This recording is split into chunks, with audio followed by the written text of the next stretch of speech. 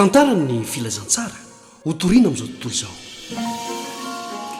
Miarabantsika rehetra ary amin'ny anaran'i Jesosy Kristy tompontsika indray tonga soa amin'ity andro faefatra ity. Tantarany filazantsara ilay loha hevitra iarahantsika dia andeha isika hiroso avy hatrany mba hafantatra indray izay tian'Andriamanitra ho entina ho antsika androany ka asantsika ary pasteur Zaferson Jeandré mba hiroso hitondran'izany. Tantarany filazantsara hotoriana amin'izao tontolo izao.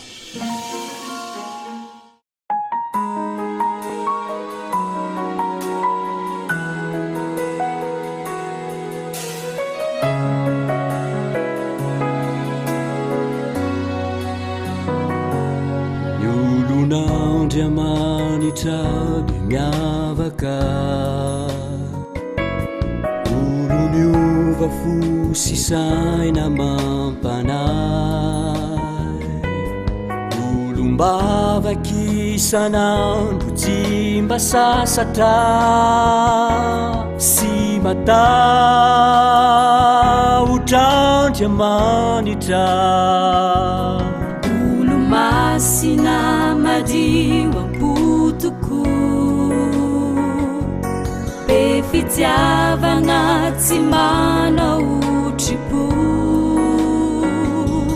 mankatony didiny manambara ny atsara ka mitoro ho vavolombelony azo atao ratoka sitraka ny ozanak'Andriamanitra voindrindra manana toe-panahy tsara mendrika ankasitrahany tokoa azo atao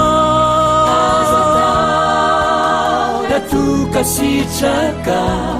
ny ozanak'Andriamanitra voindrindra manana toe-panahy tsara mendrika sy ankasitrahany tokoa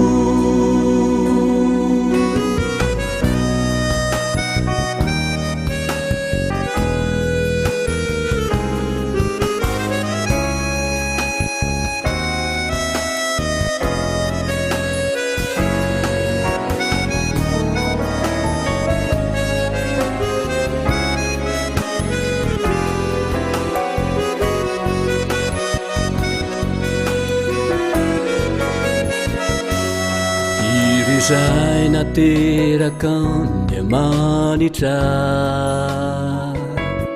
manana fanaontenana vaovao vonona hitsenany fiaviny tompo zay oaby tsy hoela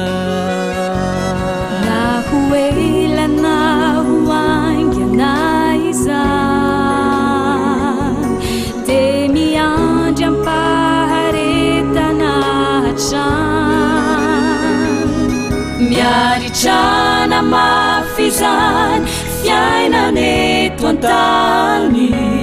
miaraka aminy Jesosy mandresy hatrany azo atao ratoka sitraka ny ozanak'Andriamanitra voindrindra manana toe-panahy tsara mendrika sy ankasitrahany tokoa azo atao ratoka sitraka ny ozanak'Andriamanitra voindrindra manana fanaontenana trany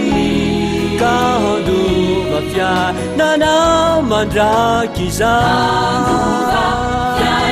ka andovafia nanamandrakiza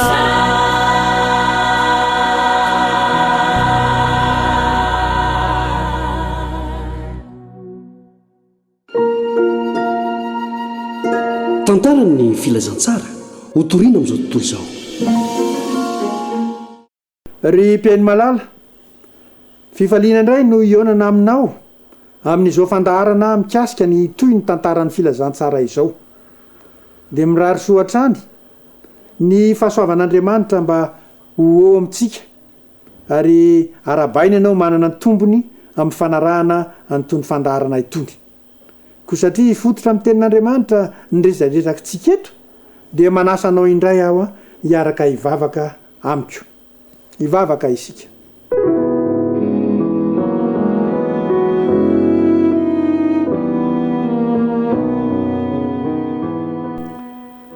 Ry irainay eo izay any an-danitra, misaotra noho ny tombontsoa mbola omenao izay ahafahanay manaraka sy manokatra ny fahamarinana avy amin'ny teninao. Koa omeo anay indray ny fiasa ny fanahy masina hanazava ny sainay, hiaro anay amin'ny fieverany maha olombelona. Dia tononona amin'ny anaran'i Kristy nivavaka. Amen.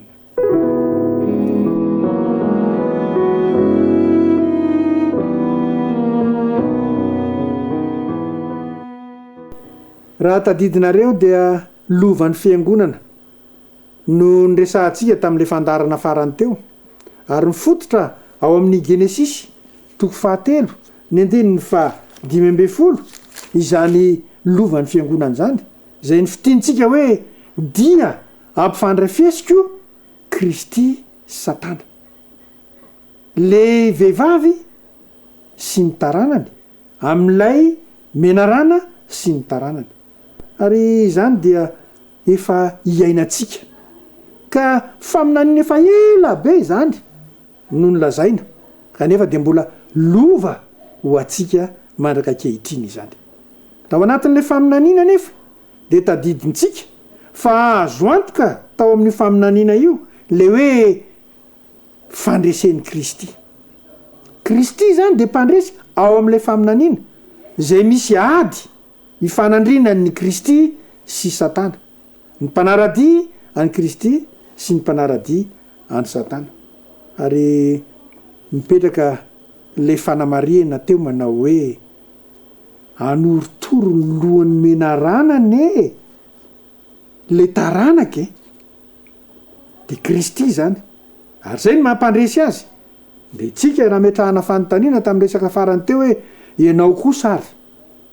omba aniza amin'izany ifanaovan'ny amin'ny ady ifanaovan'ny Kristy amin'ny Satana izany. Ny antso antsika teto tamin'ny famaranana farany teo no hoe andeha hiandany amin'ny Kristy mba hiaraka mandresy amin'izany ady ifanaovana amin'ny Satana izany. Rehefa toizantsika ny fisaintsainana an'izany ka lasa nieritreritra hoe omba aniza tokoa moa zany zao amin'izany ady zany, dia zao no azo adino. Fantaro ary fa voalohany atreo amin'ny Adama sy Eva zany, ary amin'ny tantaran'ny Genesisy ka hatramin'ny boky farany ao amin'ny testamenta vaovao le hoe Apokalipsy, dia nampiavaka ny vahoakan'Andriamanitra ny finoana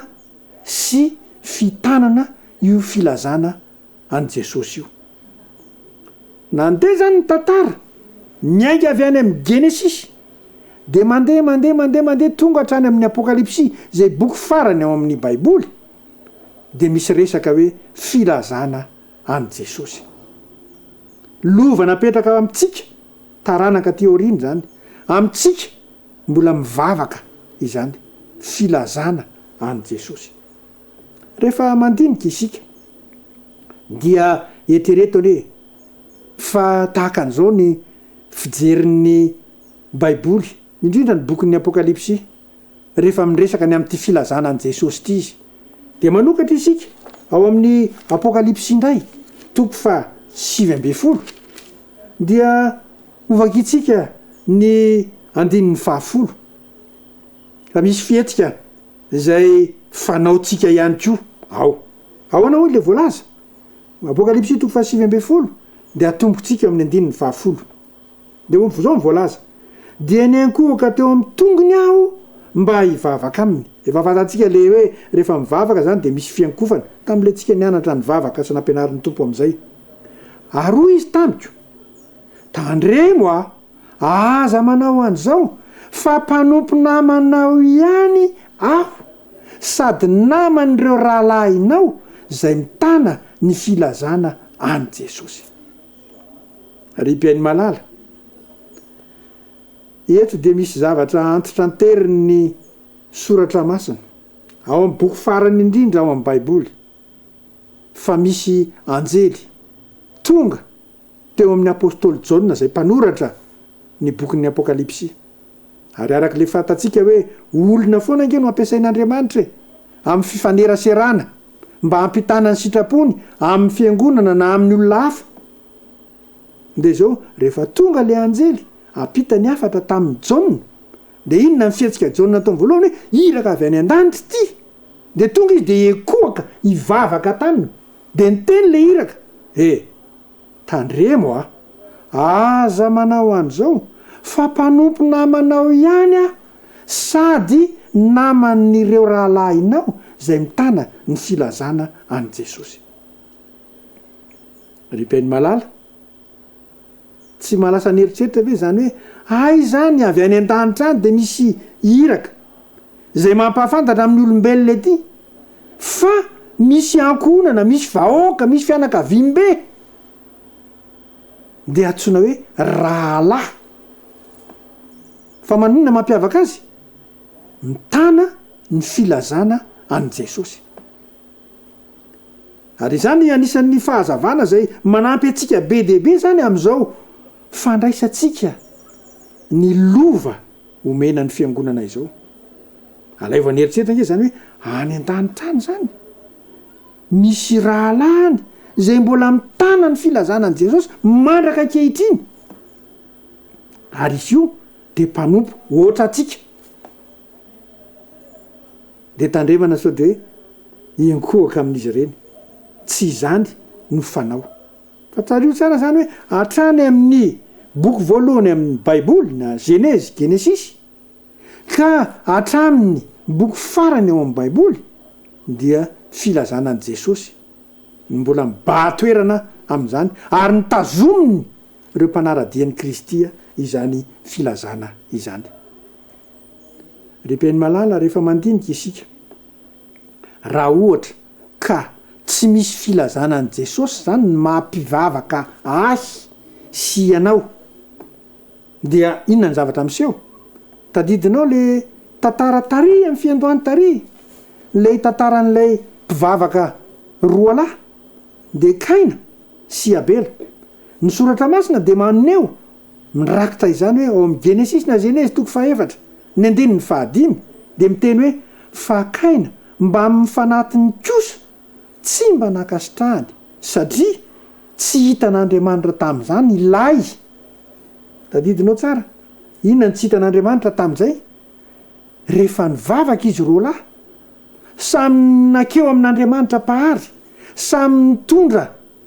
an'lay fanatitra araky ny fahazaon'ny sainy azy dia tsy nankasitrahan'Andriamanitra neny Kaina satria tsy hitan'Andriamanitra tamin'izany ilay voalaza ao amin'le hoe rehefa tsy misy raha latsaka dia tsy misy famelan-keloka tadidinao le tantara ve ry-piainy malala raha samy mitondra fanatitra izy mirahalahy neny Abela biby ny netiny de misy raha latsaka zay neny Kaina vokatry ny tany ny netiny de nametraka famitanintsika tamin'ny resaka an'io hoe fa misy TTN-raha na le ataotsika amin'ny fahitramitsika kely ny teny frantsay manao hoe goutte de sang nisy goty firy moa zany avy amin'le vokatry ny tany tsy nisy ka na amin'ny taonina aza no netin'ny Kaina de ho tsy ho nankasitrahan'Andriamanitra mihitsy satria tsy nahitana n'ilay raha tamin'izany fanatitra izany ary izay zavatra izay no hoe rehefa ny mahampivavaka atsika ny tsy misy filazana an' jesosy satria jesosy no tandindo n'ilay zanak'ondry natao fanatitra tamin'izany raha tsy ahitana an'izay tandindo ny kristy zay zany ny endrim-pivavahana ataotsika rehetra dia azo antoka fa tsy ho ankasitrahan'andriamanitra ihany koa io fanimpivavahana zay ataotsika eo anatr hoe njanjavatra rehetrarehetra zany i Adama sy Eva dia misy an'ilay nilovana hatrany amin'ny tantaran'izy mivady amin'ny maharazam-be azy ka hatramin'ny boky farany indrindra mamarina ny tantarany tany dia misy le hoe filazana any Jesosy. Eo anatr hoe njanjavatra izany zany ny hoe lay lova zay apetraka ho an'ny taranaka ankehitriny ho an'ny fiangonana amin'izao fotoana izao dia ilaina ny ahitana ny filazana any Kristy io ary mampisaotra an'Andriamanitra ange izany fahamarinana zany ry peny malala satria raha raisina hoe hivavaka ianao dia teneniny hoe tandremo raha tsy misy raha latsaka ny zavatra ataonao amin'ny fanimpivavahana ataonao io dia tsy ho ankasitrahaka dia mbola hanao fanahinina ve zany zaho na ianao hanao fanimpivavahana tsy ahitana taratra an'izany tandindony raha ny Kristy zany fa endrena ry peny malala ny manaraka ny hoe tandremo le izy hoe mpanompo namanao ihany aho hoy ny apôstôly hoy le iraka avy any an-danitra satria zaho namanao sy naman'ireo rahalahinao zay misy any an-danitra any manino izy mitana ny filazana any Jesosy zavatra lehibe zany rehefa mitoy ny tantara de zao ny voalaza ao amin'ny bokin'ny Matthieu toko 3:20 dia andenge raha antsika manaraka ny voalaza ao amin'ilay 4:30 zay tahaka an'izao no voalazany ahoana ozy ary noho izany indro izaho maniraka mpaminany sy olo-kendry ary mpanora-dalàna ho aty aminareo koa ny sasany ovononareo sy ombonareo amin'ny hazo fijaliana ary ny sasany ho kapohinareo ao amin'ny sinagoganareo sy enjehinareo mitety vohitra. Rehefa jerena ny tantara dia misy an'izao firaketana izao hoe ay moa zany io Kristy io dia maniraka izy ka inona avy ny rahany mpaminany olo-kendry mpanora-dalàna misy sokajin'olona vitsivitsy zany tany saina eto iraka avy any amin'ny Kristy zany izy ireo dia rehefa andefasana an'ireny zany le taranak'olombelona andefasana an'ireny le fiangonana dia inona ny ataon'le olombelona sy le fiangonana ahoana ozy ny faminaniana ihany ty ny sasany ovononareo sy ombonareo amin'ny hazo fijaliana ary ny sasany ho kapohinareo eo amin'ny sinagoganareo dia ty ary misy hoe ary ny sasany sy enjehinareo dia jereo tsara le fehezanteny ampiasainy mitety vohitra ry peny malala tsy malasa nieritreritra anao ve zany hoe misy iraka alefan'ny Kristy tonga eo amin'ny vahoaka eo amin'ny fiangonana dia ny sasany vonoina ny sasany ombona amin'ny hazo fijaliana dia ny sasany kapohina dia le anankiray ty hoe enjehinareo mitety vohitra tsika malagasy dia manana fomba fitenenana mihitsy mikasika nyty le hoe inona ny dikan'izany hoe mitety vohitra zany izany dia manao hoe atao azalambo ay zany io irak'Andriamanitra zay ampitorain'Andriamanitra ny sitrapony io ety amin'ny fiangonana ety amin'ny olombelona dia misy hanenjika hanao azalambo izy ireo ary ny tantara no mirakitra anjanjavany zany eo amin'ny fiainany alay vo nieritrerina nge zany hoe iraka avy amin'ny Kristy le filazana an' Jesosy hoe mandana lazao any mitondra n'le filazana an'i Kristy zany io iraka io dia inona ny zavatra iseho rehefa jerena ny tantara dia misy zavatra vitsivitsy izay apetraka enjehina kapohina ary teo amin'ny tantaran'ny fiangonana atao amin'ny testamenta vaovao dia nahitantsika an'izao zavatra izao ao amin'ny Jaona 9:20 dia misy firaketana ohatran'izao ao amin'ny andininy voalohany raha antsika manaraka ny vaky teny izany teny izany dia efa nilazaiko taminareo mba tsy hahafatafitohina anareo androaka anareo hiala amin'ny sinagoga izy eny ho avy ny andro ka ataon'izay rehetra mamono anareo fa manatitra fanompompivavahana ao an'Andriamanitra izy ary izany no nataony satria tsy fantany ny ray na izaho. Ripeny malala le fanambarana ato amin'ny filazantsara ny soratan'ny apôstôly Jaona dia mamerina indray hoe izany teny izany dia efa nolazaiko taminareo Kristy iny no milaza mba tsy hatafitohina anareo tandremo raha ohatra iseho le zavatra sao dia tafitohina ianao ka za tsy hoato intsony za tsy hivavaka intsony za tsy hoany intsony nanga fa efa lazaina mialoha mba tsy hatafitohina anareo. Inona le izy ny anlakilazaina andininy faharoa androaka anareo hiala amin'ny sinagoga izy ay zany ny sinagoga moa zany ry havana dia azo lazaina hoe amin'le toerana andalinana sy andinihana ny tenin'Andriamanitra ka zay toerana rehetrarehetra farovana an'izany zany dia isy mpikambana maromaro ivory ao dia nitandremana tsara fa ho avy ny fotoana horoahana tsy azo anatrika an'izany fandalinan'izany akory ireo mpanaraka ny Kristy dia jereo tsara raha mitsy lazaina hoe dia ho avy ny andro ka ataon'izay rehetra mamono anareo ho tanterahan'ilay mpanenjika indraiky io zany le hoe famonoana an'le mpanaradian'ny Kristy dia ohatran'ny ahoana mifandraisan'izy ireo mamono ireo ozy izy hoe fa manatitra fanompompivavahana ao an'Andriamanitra izy mpivavaka ny vonoina dia inona no andraisan'le mpamono fanompompivavahana fanatitra ho an'Andriamanitra zany. Miverina indray ngery mpeny malala le tantara tary amin'ny testamenta vaovao taloha mantsy azafady tao amin'ny Genesisy inona re zavatra niseho tamin'izany ikaina namono dia mieritreritra zany fa hoe fanompompivavahany ty ataoko ty ho an'Andriamanitra fa inona ny mahatonga an'izany dia toy izany ahoana ny lazain'le andininy fahatelo ary izany no ataony satria tsy fantany ny ray na izaho hoy Kristy ay zany io fanenjehana sy famonoana fikapohana lazain'ny faminaniana fa ataon'ireo mpanenjika ny mpanaradian'ny Kristy ireo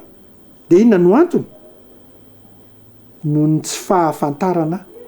an'le Andriamanitra ray na i Kristy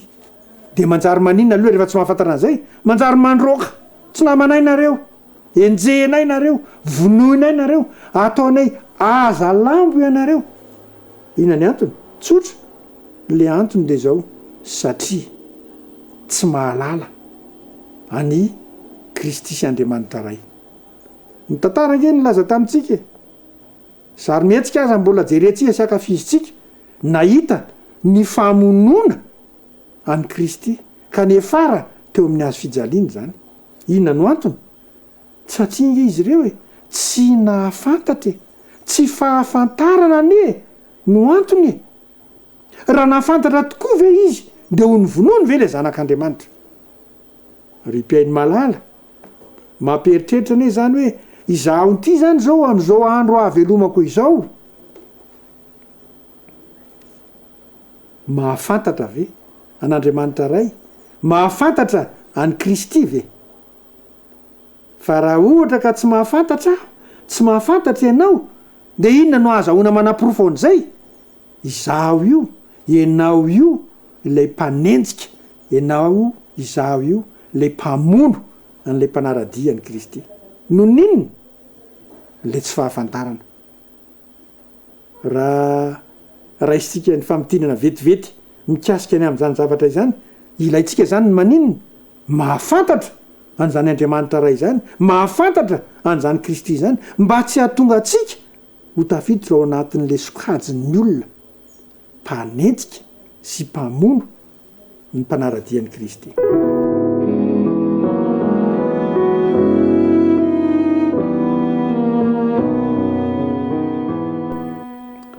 Rainay io izay any an-danitra,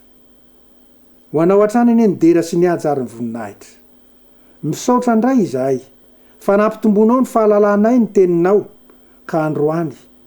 ny mpaminany izay manana fifandraisana aminao no nyresahanao taminay. Ary izy ireny raha ny tena izy dia tokony manana fifandraisana ety avy aminao, ka dia ny sitraponao sy ny hevitra avy aminao no ampitainy aminay. Ray malalo, arovy ny fiangonanay mba tsy hanana mpaminany izay nosaronanao ny lohany ary nakipinao ny masony, fa mba mpaminany izay mbola ampiasainao ary fahefana avy any aminao no hitenenany amin'ny fiangonana. Mitahindra izay rehetra nanaraka an'izany teninao izany, ka mba hifikitra amin'izany teninao izany ary tsy anaiky voahodina amin'izany teninao izany. Dia ho tombontsoa ho anay ny tombo fahalalana satria ho amin'ny lala marina tokoa no alehanay. Misaotra izay ny amin'izany ary ianao ny tompo ny hitahy anay rehetra izay hanana tombontsoa nanaraka an'izany, fa tononona amin'ny anaran'i Kristy ny vavaka. Amen. Tantarany filazantsara ho toriana amin'izao tontolo izao.